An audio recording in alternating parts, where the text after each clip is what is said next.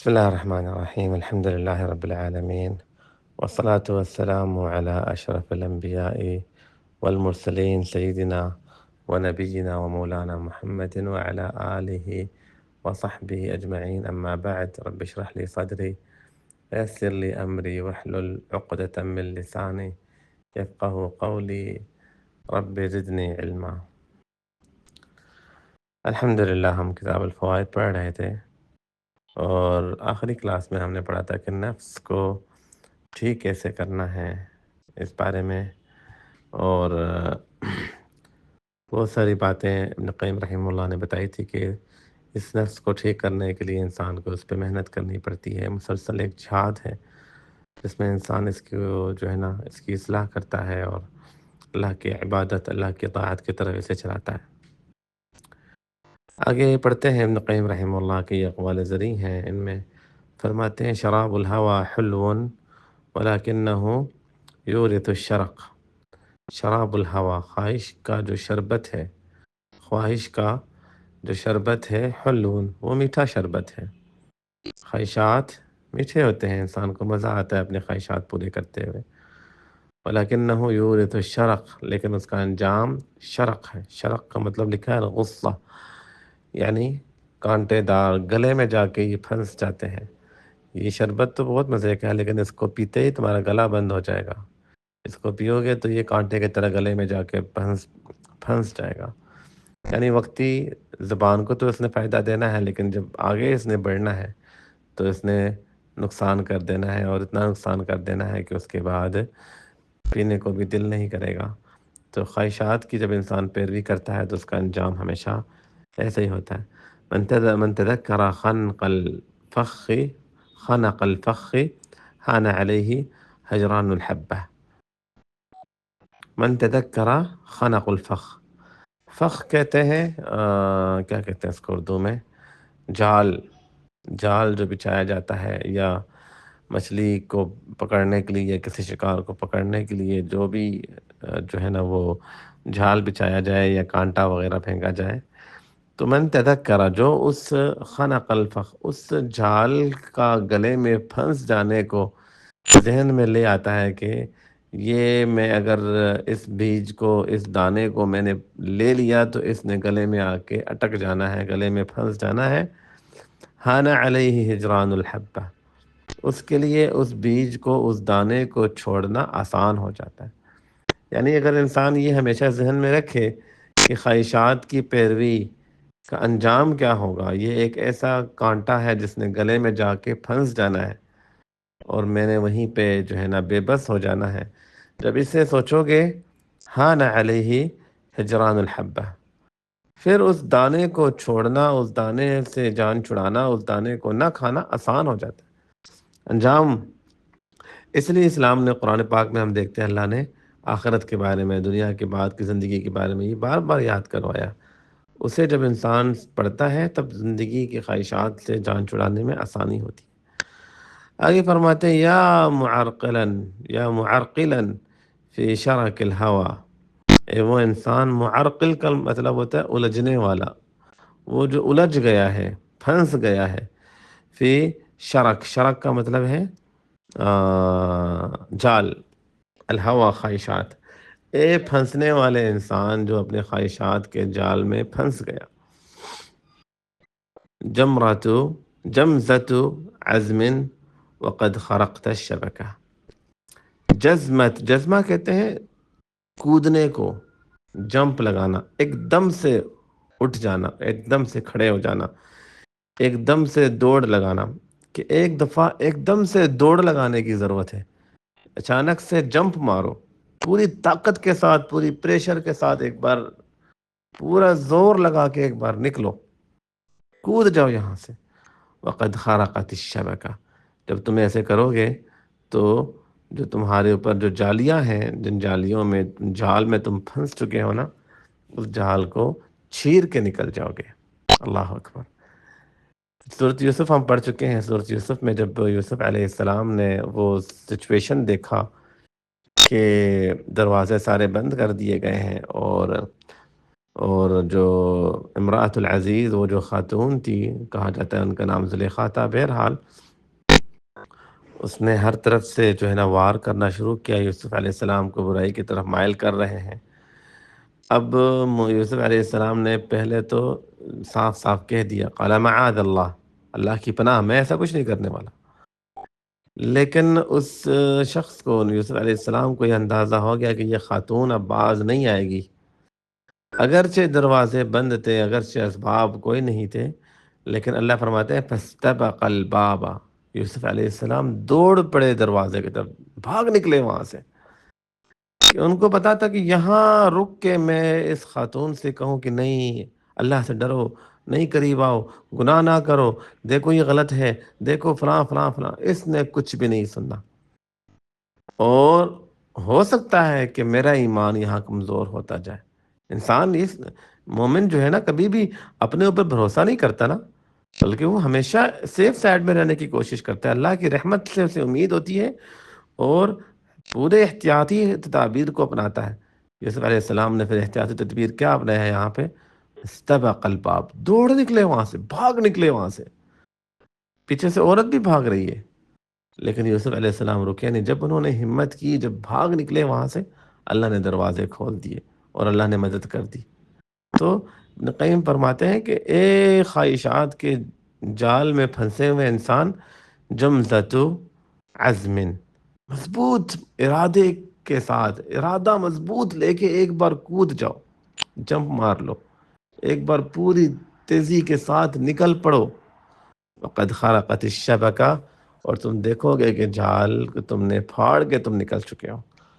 اپنے خواہشات میں جب ہماری زندگی جس طرح کی چل رہی ہے، گناہ گناہ گناہ گناہ گناہ، نافرمانیاں، اللہ تعالیٰ کی ہم نافرمانیاں کرتے جا رہے ہیں، اور نافرمانیوں کو ہم نے اپنی عادت بنا لی ہے۔ کسی نے گانے کی عادت ڈال دی ہے، کسی نے ڈرامے اور موویوں کی عادت ڈال دی ہے، کسی نے جھوٹ بولنا، الزام لگانے کی عادت ڈال دی ہے،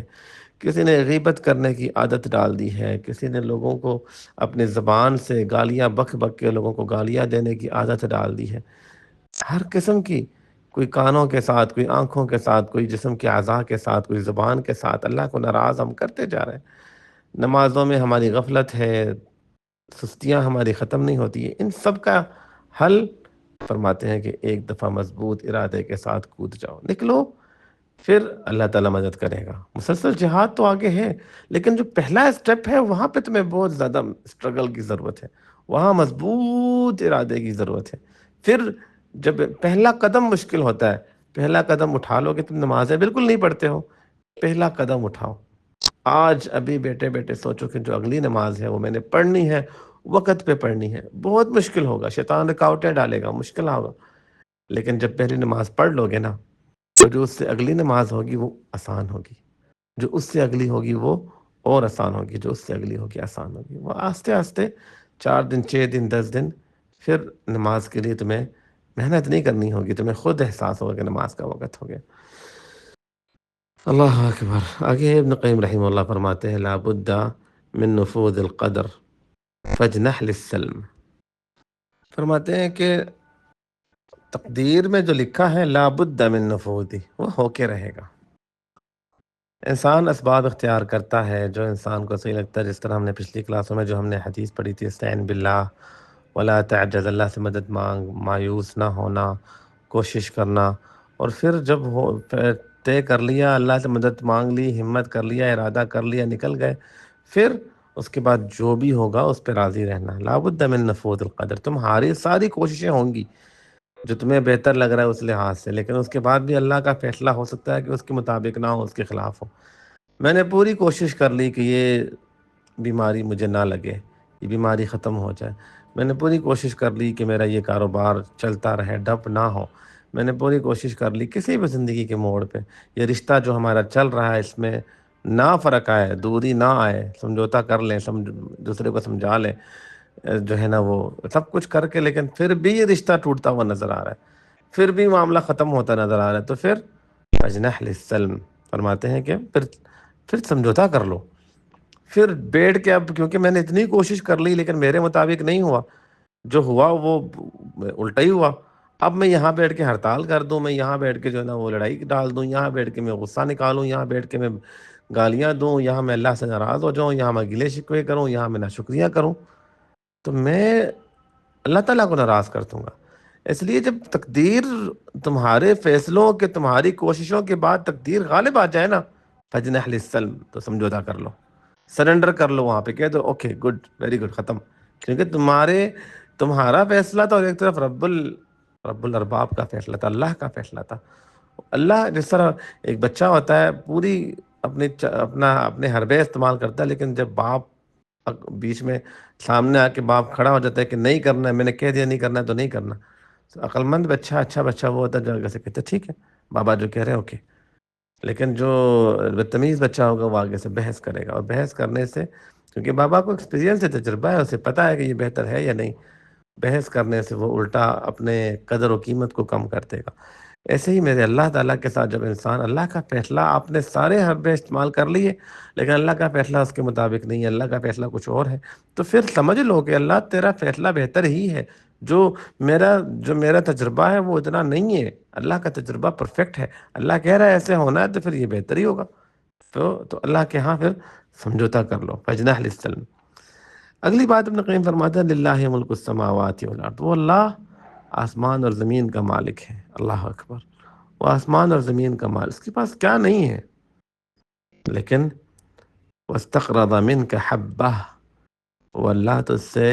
ایک دانہ قرضے میں مانگ رہا ہے، من ذا الذی یقرض اللہ قرضا حسنا، کون اللہ کو قرض دے گا قرض حسن، فیضاعفہ لہ اضعافا کثیرہ، اللہ اسے بڑا چڑھا کے دیں گے۔ کیا اللہ کو تم سے قرض کی ضرورت ہے؟ بالکل نہیں۔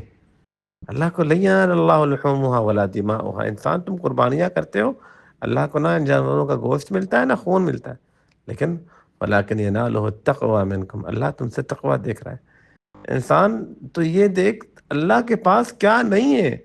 یہ جو اللہ قرآن میں مثالیں دیتا ہے کہ آسمان کو دیکھو، زمین کو دیکھو، کیونکہ تم انہی چیزوں کو دیکھ سکتے ہو، لیکن یہی نہیں، اللہ تعالیٰ کا جو اللہ کے جو خلقت ہے انہیں، وما یعلم جنود ربک، کوئی نہیں جانتا کتنی بڑی خلقت، کتنا بڑا یہ کائنات ہے، کیا کیا تو جانتا بھی نہیں ہے، لیکن دیکھ اللہ تو اس سے کیا کہہ رہا ہے کہ بندے مجھے قرضے میں ایک دانہ دے دے، ایک بیج دے دے، یعنی معمولی سے معمولی چیزیں اللہ آپ سے قرضے میں مانگ رہا ہے کہ جس طرح اس حدیث میں ہے کہ اللہ فرمائے کہ قیامت کے دن میرا بندہ بھوکا تھا تو نے اسے کھلایا نہیں، میرا بندہ پیاسا تھا تو نے اسے پلایا نہیں، اور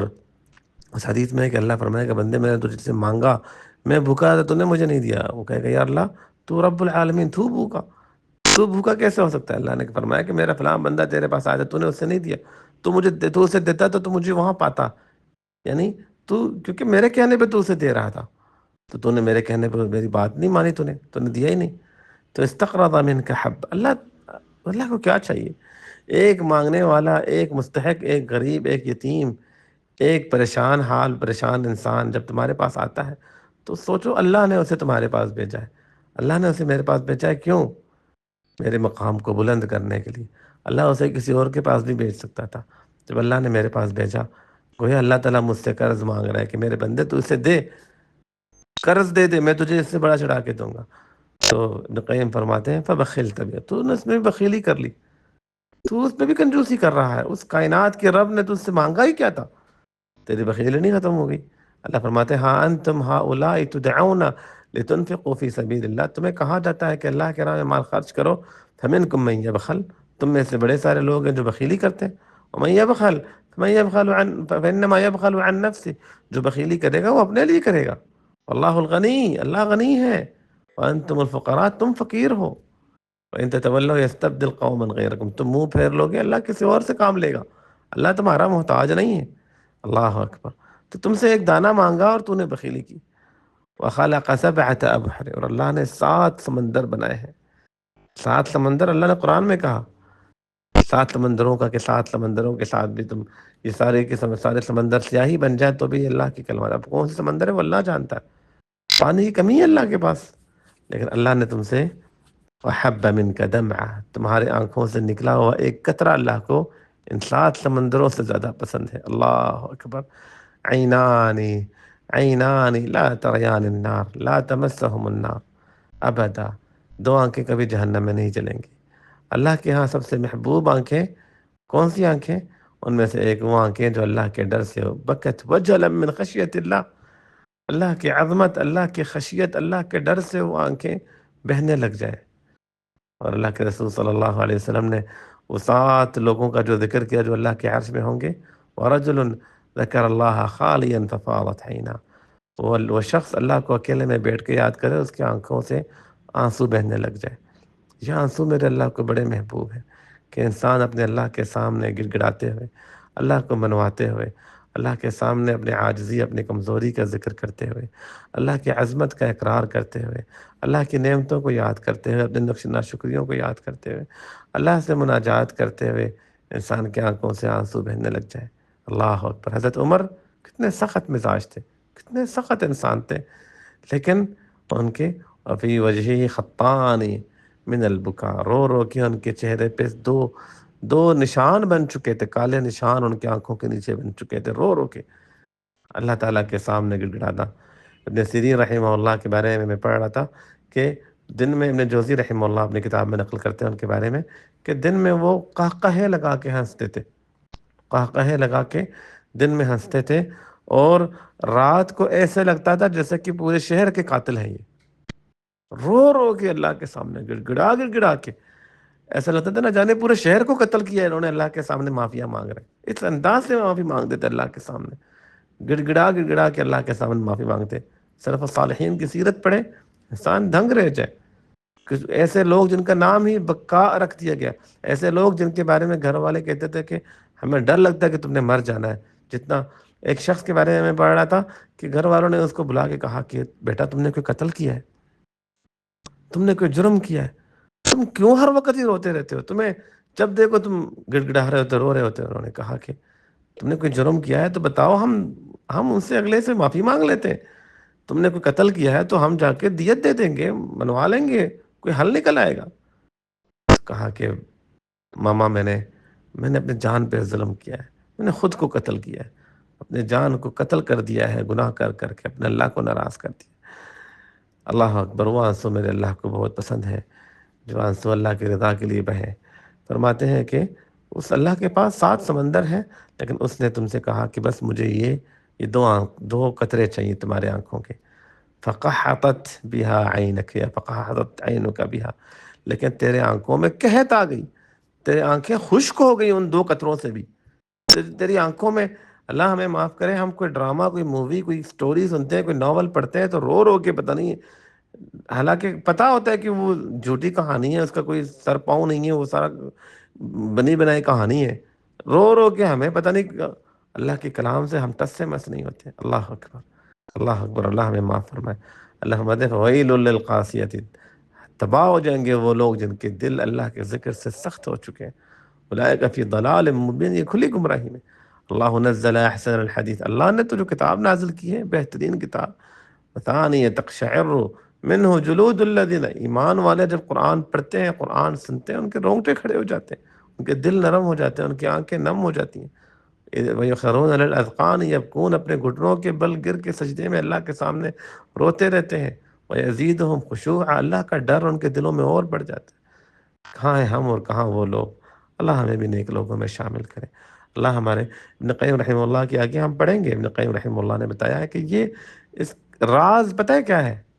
دل میں حرارت ہے۔ جب دل میں حرارت ہوتی ہے نا تو آنکھیں نم ہوتی ہیں۔ دل جب پاک ہوگا، دل جب اللہ کی خشیت، اللہ کی عظمت سے بھرا ہوا ہوگا تو آنکھیں نم ہوں گی۔ جب یہ دل جو ہے نا یہ ٹھنڈا ہو چکا ہوگا نا، دنیا کی خواہشات، دنیا کی لذت اور دنیا کی محبت اور دنیا کی مصروفیت اور مشغلہ میں دل جب ٹھنڈا پڑ جاتا ہے نا، پھر یہ آنکھیں نم نہیں ہو سکتی ہیں۔ تو اللہ ہمیں اپنے دلوں کی اصلاح کرنے کی توفیق عطا فرمائے۔ آگے فرماتے ہیں اطلاق البصر ينقش في القلب صورة المنظور والقلب كعبة والمعبود لا يرضى بمزاحمة الأصنام۔ اطلاق البصر، آنکھیں کھول کھول کے دیکھتے رہنا۔ یہ آنکھیں جو ہے نا یہ اصل میں اسکینر ہے۔ اللہ تعالیٰ نے انسان کے اندر مشین، جس طرح ایک کمپیوٹر ہوتا ہے نا، کمپیوٹر میں ہم دیکھتے ہیں کچھ چیزیں ہوتی ہیں جن کے ذریعے کمپیوٹر میں چیزیں ڈالی جاتی ہیں، اور کچھ چیزیں ہوتی ہیں جن سے کمپیوٹر سے چیزیں نکلتی ہیں، جس طرح پرنٹر ہے، اس کا کام ہے نکالنا، ٹھیک ہے، اور اسی طریقے سے اسکینر ہے، اس کا کام ہے اندر لے کے آنا، ایل سی ڈی ہے، اس کا کام ہے باہر دکھانا آپ کو، اور آپ دیکھتے ہیں یو ایس بی ہے یا سی ڈی آپ لگاتے ہیں یا آپ اس کے ذریعے آپ کوئی چیزیں اندر ڈالتے ہیں، ٹھیک ہے، دونوں قسم کے پرزے ہوتے ہیں۔ اللہ نے انسان کے اندر بھی دونوں پرزے رکھے ہیں، کچھ پرزے رکھے ہیں جنہوں نے اندر آؤٹ گوئنگ ہے، کچھ انکمنگ ہے، کچھ ڈالنا ہے، کچھ نکالنا ہے۔ آنکھیں یہ انکم ہے، اس کا آنکھوں نے کچھ بولنا نہیں ہے، کچھ نکالنا نہیں ہے، اندر لینا ہے، بس کیچ کرنا ہے، copy copy copy copy copy. آنکھیں کیمرہ ہے، کیمرہ ہے جس کا کام ہے تصویر کھینچتے جاؤ اور میموری میں سیو کرو، تصویر کھینچو میموری میں۔ جو تصویریں ہم دیکھ رہے ہوتے ہیں، جو ہماری آنکھیں